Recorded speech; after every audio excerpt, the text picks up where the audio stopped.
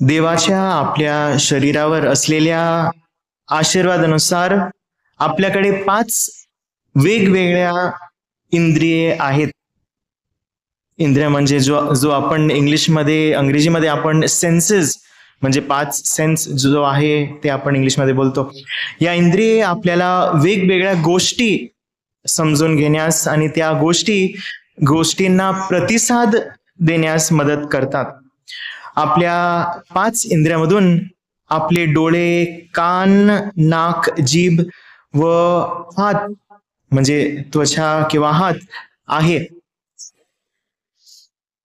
आपण पाहू शकतो, ऐकू शकतो, वास घेऊ शकतो, चव घेऊ शकतो आणि स्पर्श देखील आपण करू शकतो. आणि म्हणून आपल्याला वेगवेगळ्या वेळी वेगवेगळ्या प्रतिक्रिया असतात. जेव्हा आपण एखादी सुंदर गोष्ट पाहतो तेव्हा आपण कौतुकाने प्रतिसाद देतो.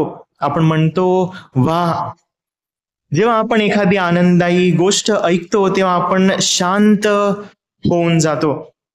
जेव्हा आपल्याला एखादी गोड वास येते तेव्हा किंवा जेव्हा आपण एखादी चवदार पदार्थ खातो किंवा जेव्हा आपण एखाद्या मऊ वस्तूला स्पर्श करतो तेव्हा आपण आनंदी किंवा उत्साहित होतो. या सर्व वेगवेगळ्या प्रतिक्रिया आपल्याला आत वेगवेगळ्या भावना आपल्यामध्ये वेगवेगळ्या भावना जागृत करतात. आणि अशाच प्रकारे वेगवेगळ्या रीतीने येथे बसलेल्या आपल्यापैकी प्रत्येक जण कमी जास्तच्या लेवलमध्ये भावनामध्ये वेगवेगळ्या प्रकारे प्रतिसाद पण देतो. आता आपण चांगल्या आणि सकारात्मक भावनाच्या प्रतिसाद देण्याबद्दल बोलत आहोत. पण जीवनात प्रत्येक वेळी चांगल्या आणि सकारात्मक भावना नसतात.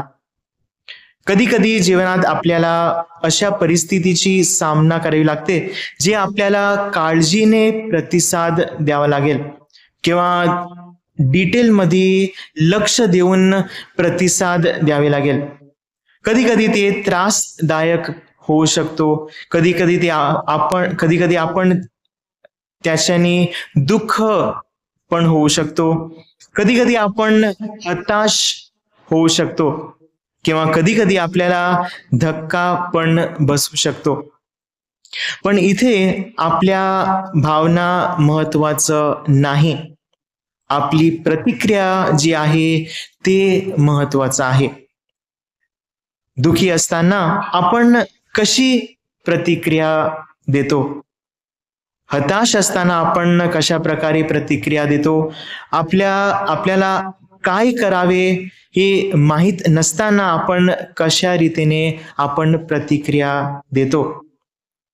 त्या वेळेवर आजच्या शुभवर्तमानात अशीच परिस्थिती होती जिथे लाझरस नावाचा गरीब माणूस हताश झालेला होता. आणि अशी पण एक परिस्थिती होती जिथे एक श्रीमंत माणूस स्वार्थी होता. श्रीमंत माणसाच्या घराच्या दाराशी लाझरस बसलेला होता आणि तो कोणीतरी त्याला खायला अन्न देईल याची वाट तो पाहत होता. पण श्रीमंत माणूस लाझरसला खायला अन्न देत नाही.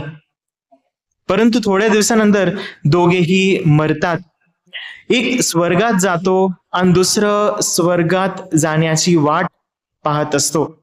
आणि शुभवर्तमानात श्रीमंत माणूस आपल्याला रडताना दिसतो कारण त्याला वाचवायचं आहे. तो स्वर्गात जाऊ इच्छितो. पण पृथ्वीवर असताना त्याने गरीब लाझरसला चांगलं प्रतिसाद दिलं नाही म्हणून, आणि त्याला स्वर्गात जागा दिलं जाणार नाही. हे अगदी स्पष्ट आहे की पृथ्वीवर असताना त्याने चांगलं केलं नाही म्हणून त्याला स्वर्गात स्थान मिळणार नाही. हे स्पष्ट आहे. आता श्रीमंत माणसाला गरीब माणसाबद्दल भावना होत्या का? पण आपल्याला माहित आहे की श्रीमंत माणसाने लाझरसला कोणतीही प्रतिक्रिया किंवा प्रतिसाद दाखवला नाही. आता भावना आणि प्रतिक्रिया या दोन ओळीमध्ये, भावना व प्रतिक्रिया या दोन ओळीमध्ये जाणीवेची एक छोटीशी ओळ देखील आहे. जागरूकतेची एक बारीक ओळ त्या दोन ओळीमध्ये आहे. श्रीमंत माणसाला तो कुठे आहे याची जाणीव नव्हती, आणि श्रीमंत माणसाला गरीब माणूस कुठे आहे, लाजरस कुठे आहे याची पण त्यांना जाणीव नव्हती. जागरूक राहिल्याने आपल्याला आपल्या भावना तसेच आपल्या प्रतिक्रिया जोडण्यास मदत होईल. संदेष्टा आमोसच्या पुस्तकातील पहिल्या वाचनात आपण ऐकतो की संदेष्टा आमोस सियोन आणि शमरोनच्या लोकांना सांगत आहे की तुम्ही जास्त आरामदायी होऊ नका. तुम्ही जास्त आरामदायी होऊ नका, कारण जर तुम्ही जास्त आरामदायी झाल्यात तर तुम्ही तुमच्या जीवनात देवाबद्दलची जाणीव गमवाल. संत पौलाने लिहिलेल्या पत्रात दुसऱ्या वाचनामध्ये तिमोथीला आपल्याला संत पौल सांगत आहे की संत पौल पोंतियुस पिलाताचे उदाहरण देत आहे, आणि उदाहरण देत असताना संत पौल आपल्याला सांगत आहे की पोंतियुस पिलात अनेक लोकांसमोर येशू ख्रिस्ताचा साक्षीदार बनला. तो नीतिमत्तेचा साक्षीदार होता. तो वेगवेगळ्या पद्धतीने प्रतिक्रिया देऊ शकला असता, पण त्याने सकारात्मक प्रतिक्रिया देण्याचा पर्याय निवडला. त्यांनी लोकांच्या निर्णयानुसार त्यांचा निर्णय त्यांनी घेतला.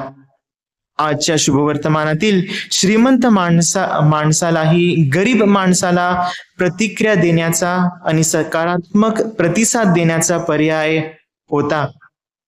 आपल्या भावनांना सकारात्मक प्रतिसाद देण्याचा पर्याय आपल्याकडे देखील आहे. पण प्रथम आपण जागरूक असलं पाहिजे, स्वतःबद्दल जागरूक, आणि आपल्या जीवनात देवाच्या उपस्थितीची जाणीव असायला पाहिजे. हे अगत्याचं आहे.